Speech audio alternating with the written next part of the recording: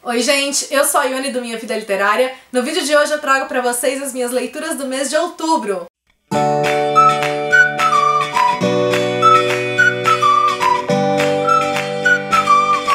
Outubro foi um mês bem complicado, eu fiquei muito pouco produtiva, então eu li bem menos do que eu queria, do que eu tinha me planejado. Então em relação às metas, que eu tinha proposto pra outubro, eu não li basicamente nada, tô atrasada com essas metas, mas enfim. Ainda assim eu consegui ler 8 livros, mas também, apesar dessa quantidade, foram livros na maior parte, livros mais curtos, só um ou outro que eu li que foram livros maiores, outros foram, sim, leituras bem rápidas.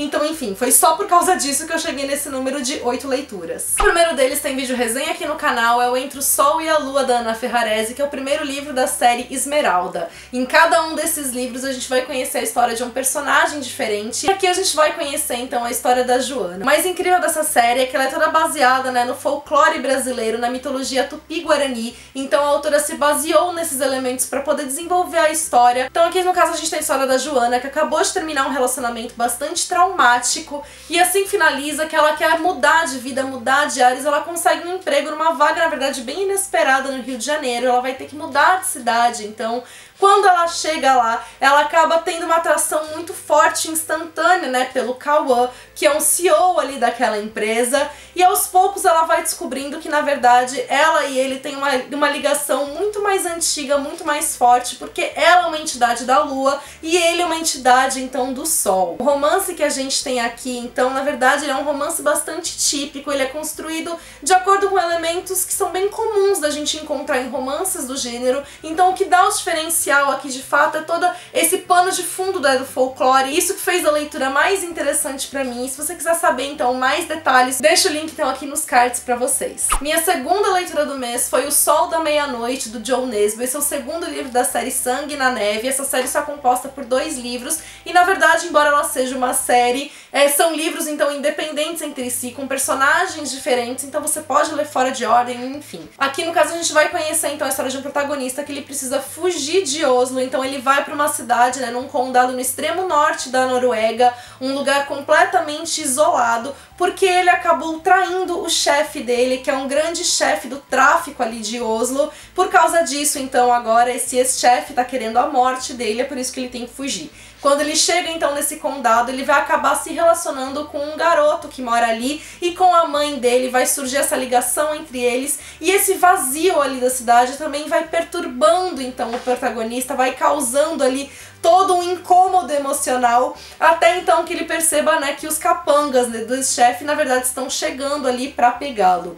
O que eu acho mais interessante dessa série do Joe Nesbo é que, como são livros mais curtos, então a gente tem mais uma novela do que um romance, a gente tem uma narrativa que é mais ágil, a gente tem uma história que na verdade não vai ter toda aquela complexidade que a gente costuma encontrar na série do Joe Nesbo, que eu vivo comentando aqui, que é a série Harry Hole. E mais do que tudo também, eu acho que ele traz uma sensibilidade ainda maior aqui pra essa narrativa. É uma narrativa muito subjetiva, a gente tem um acompanhamento emocional dos personagens muito maior do que a gente tem na outra série, e é mais realmente voltada pro ponto de vista do protagonista. Ela não tem tantas perspectivas diferentes como a gente costuma ter na série Harry Hole. É uma leitura mais rápida, mas também é uma leitura menos impactante. Eu gostei, acho que mais de Sangue na Neve do que eu gostei nesse. Esse aqui talvez pelo momento que eu tivesse, que não tava conseguindo ler tanto. Chegou um determinado momento que eu achei a leitura um pouco mais cansativa e não consegui, assim, me aprofundar tanto nela. Também tem vídeo resenha aqui no canal sobre Zorganvolder, A Redenção, livro, então, do Joel Dantas. No caso, então, a gente tem aqui um universo fantástico no qual, junto da criação da humanidade, a gente tem também seres dimensionais que são responsáveis, então, por conduzir os seres humanos à elevação. Então, de tempos em tempos, a gente tem um guerreiro que é enviado, então, para a humanidade para conseguir esse propósito, e o Zorganvolder é o último desses guerreiros, que são chamados de iluminados, que precisa então garantir a salvação da humanidade. Só que o Zorganvolder, ele parece que tá caminhando por caminhos aí de tirania, e é bem capaz então que ele falhe a missão, e isso vai comprometer toda a humanidade, e o pior de tudo, ele é o último desses iluminados, então caso a humanidade se perca, se perdeu para sempre. O mais interessante aqui dessa narrativa é que ela é escrita em formato basicamente de um roteiro, então a gente tem cenas que são muito mais descritivas do que uma narrativa propriamente dita. Isso traz uma agilidade maior aqui para as cenas,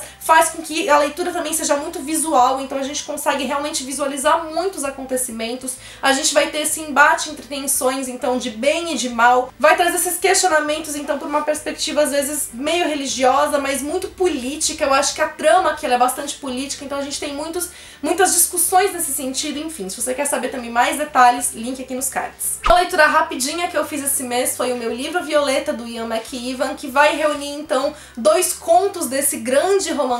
Eu adoro os livros do autor, e essa edição aqui, então, ela foi comemorativa, então, aos 70 anos do Ian McEwan, ele completou esse ano. O meu livro Violeta, que é o primeiro conto que tá aqui, é um conto realmente inédito, feito, então, pra essa edição comemorativa. Já o outro, na verdade, é o libreto de uma ópera, se não me engano, ele foi lançado em 2009, então ele já tem aqui um tempinho. De qualquer forma, são leituras mais rápidas. No primeiro conto, então, a gente vai ter a história de um crime literário, a gente vai acompanhar a história de 2 amigos e escritores, então os 2 já estão com seus quase 60 anos, e a gente vai saber como a amizade deles começou anos atrás, então, quando eles tinham lá seus 20 anos, como que os rumos das vidas deles foram tomando até chegar no ponto, então, aqui, que é o ponto crucial para acontecer esse crime. Um deles é um escritor já de muito sucesso, o outro é um que não conseguiu seguir muito bem por esse caminho, e por conta desse acontecimento a gente vai ter uma virada na fortuna aí dos 2. Já no Por Você, que é o libreto da ópera do Michael Berkeley, a gente vai ter então a história de um regente compositor que tem as suas aventuras amorosas, e a partir daí que a trama também vai se desenvolver, envolvendo a mulher dele, a empregada ali deles e um médico ali da família. Essa história também, em muitos aspectos, me lembrou o Otelo e o Primo Basílio, por conta, né, de alguns pontos ali da trama. O mais interessante aqui das leituras é que as 2 foram muito envolventes, e as 2 vão revelar um caráter mais obscuro aqui do ser humano, vai trazer essa perversidade do ser humano, vai trazer um jogo, então, de egoísmos e interesses próprios. Outra leitura que eu fiz foi Caçadora de Estrelas, da Raíza Varela. Esse livro, então, ele já tinha sido publicado em 2016 em formato de e-book na Amazon. Agora, então, a editora Verus lançou a versão física, só que esse livro, ele é uma versão modificada daquela primeira versão. A Raíza mudou praticamente 80% do livro, inclusive o final. Então, se você já leu a versão anterior, se você quiser, dá pra você ler essa nova versão, que você vai encontrar praticamente uma outra história. Aqui, no caso, a gente vai ter a história da Eva, que ela sempre tá em busca da estrela dela, que é aquele grande amor da vida dela. Quando criança, ela ouviu uma história que fez, então, com que ela acreditasse que ela tinha que buscar esse grande amor, e ela sempre se entrega de coração aberto para essas possibilidades de novo amor. Então, aqui no caso, ela foi pra Inglaterra atrás desse possível grande amor dela, largou tudo, família, emprego, até o gato. Acontece é que tudo deu errado, ela pegou então o namorado dela na cama com o outro, o namorado roubou o dinheiro dela, então ela volta pra casa com uma mão na frente e outra atrás, vai ter que recomeçar a vida dela, vai ter que lidar com o fato de que a família e os amigos dela estão todos magoados, só que quando ela chega, a situação tá completamente diferente, e ela vai começar a ter que lidar com o fato também de que vão surgir emoções ali, sentimentos nela que ela nunca tinha sentido. A Raíza Varela tem uma escrita que é muito rápida, é muito fluida, é muito ágil, ela mescla muito bem momentos de diversão, então tem passagens que são bem divertidas, bem engraçadas, ao mesmo tempo em que a gente tem outras, então, com passagens mais emocionantes, passagens mais de drama até, então ela vai muito bem, né, de um ponto pro outro, desperta muitas emoções na gente. Confesso que na primeira metade do livro eu tava tendo uma relação bem difícil aqui com a leitura, porque a personalidade da Eva é muito complicada, e principalmente as pessoas ao redor dela alimentam isso, e aí eu ficava brava com todo mundo, porque eram eles basicamente que faziam da Eva a pessoa que ela era, uma pessoa muito mimada mesmo. Todo mundo trata ela ali como criança, basicamente, então eu me irritava com ela, me irritava com os personagens, me irritava com os posicionamentos que ela tinha, só que aí conforme, né, as coisas vão acontecendo, a gente tem várias reviravoltas, a gente vai acompanhando também o amadurecimento da Eva, e aí foi aí que eu realmente fui me envolvendo mais com a leitura, que eu fui me encantando mais com a leitura, que eu fui gostando da mensagem que estava sendo construída. Tem uma mensagem de amor muito forte, uma mensagem familiar muito forte. Foi isso, acho que, o ponto que mais me emocionou, que mais me encantou aqui no livro. Um de que eu li esse mês também, e já tem vídeo resenha aqui no canal, é o Doces, Bacon e Diamante, da Larissa Volter. Aqui no caso, então, a gente vai conhecer a história da protagonista, que mora na Irlanda, tem uma loja de doces com a irmã dela, vive ali com o gato dela, e é completamente apaixonada pelo melhor amigo, mas é uma paixão ali bastante platônica. platônica. Um dia ela vai numa festa com o melhor amigo dela e ele apresenta pra ela, então, um amigo, e é quando ela percebe que ela precisa se declarar. Só que também vão ter alguns outros acontecimentos nessa festa que vão mudar o rumo da situação e a partir daí que a história vai se desenvolver. A leitura é bastante rápida porque a gente tem uma narrativa que é bem leve, é bem fluida. O que eu achei mais interessante da leitura é porque o final também me surpreendeu bastante. Então a autora colocou uma reviravolta ali que de fato eu não estava, né, esperando, né, de acordo com o início da leitura. Acho que alguns pontos foram desenvolvidos de uma forma um pouco superficial, então a gente perde um pouco da transformação, do amadurecimento das personagens e realmente, assim, as mudanças que ocorrem com elas pra elas tomarem, né, as escolhas que elas tomam, mas de modo geral é uma leitura bem gostosa e que também, se você quiser saber mais informações, link aqui nos cards. E aí as últimas duas leituras que eu fiz no mês foram leituras assim, que eu basicamente fiz uma seguida da outra, porque são livros que dá pra você ler em, sei lá, 1 hora cada um. Um deles foi O Outro Jeito de Usar a Boca, da Rupi Kaur, que tá em promoção então na Black Friday essa semana. Se você não viu o vídeo de ofertas, corre também aqui nos links. O livro aqui ele é dividido em 4 temáticas principais, então a gente tem a dor, o amor, a ruptura e a cura. Em cada uma dessas sessões, a Rupi vai desenvolver poemas, né, que se enquadram ali. São poemas muito sensíveis, muito emocionais. Ela tem uma narrativa também que é muito fluida e é muito próxima, né, do nosso falar. Então muitas vezes dava realmente a impressão da gente estar lendo um texto em prosa, uma crônica, algo do tipo. A gente tem várias poesias que são bem curtas, então isso faz com que a leitura seja mais rápida e isso também aumenta o impacto da leitura, porque ela tem muita força naquilo que ela tá trazendo e às vezes justamente pela poesia ser tão pequena, mas por ela trazer tanta coisa com ela. Algumas outras são mais longas, né, então também realmente dá ainda mais essa sensação da gente estar lendo um texto, tipo uma crônica, como eu mencionei.